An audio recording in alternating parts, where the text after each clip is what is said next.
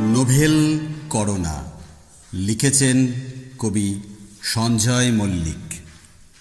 Wuhan সৃষ্ট প্রাণ শৈশব থেকে যৌবনে ক্ষুদ্র কিন্তু তেজি, যুদ্ধাস্ত্রের চেয়েও দৃঢ়। সপ্তম আশ্চর্য ছুঁয়ে সেরা আশ্চর্য, সুদীর্ঘ পথ ছায়ার মতো, অদৃশ্য থেকে দৃশ্য, বাস্তব থেকে স্বপ্ন। উত্তাপে সাগর তৈরি হয়, মানব সভ্যতা নেমে আসে মহাকাশ থেকে মহাসমাধিতে।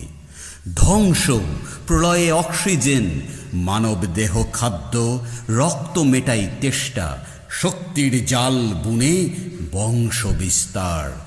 দেশ থেকে মহাদেশ, পরাজিত তাবৎ রাষ্ট্রনায়ক। লোভ মানুষের মতোই স্বভাব। মানুষ শিখিয়েছে, মানুষ দেখিয়েছে পথ, মানুষকে হার মানাতে আরও উচ্চতায়। ন্যায় ও সাম্যতার বিচারে অনেক এগিয়ে। মানুষ বৈষম্য চাষ করে ডান ও বাম হাতের মতো। সাম্যবাদী, সূর্যের আলো সমান ভাগ হয়। ধর্ম বর্ণের ধারাপাত নেই, পকেট মেরে পকেট ভারীর প্রতিভা নেই। মিথ্যের মতো অসুখ নেই, দুর্নীতির মতো শিল্প নেই। সামনে সংবিধান, পিছনে শোষণের নিধান নেই। নেই নেই কিচ্ছু নেই। বিবেকের আদালতে জামিনযোগ্য।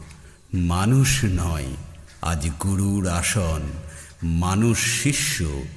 হয়তো প্রয়োজন ছিল, নয়তো পৃথিবী বিপন্ন হতো চিরতরে। এই শিক্ষাই শিক্ষা হোক জন্মের মতো লক্ষ বছরের জন্য। মানুষ পাপড়ি হয়ে যাক, পৃথিবী ফুল হয়ে থাক। নমস্কার, আমি পাঠ করলাম সৌরভ চ্যাটার্জি।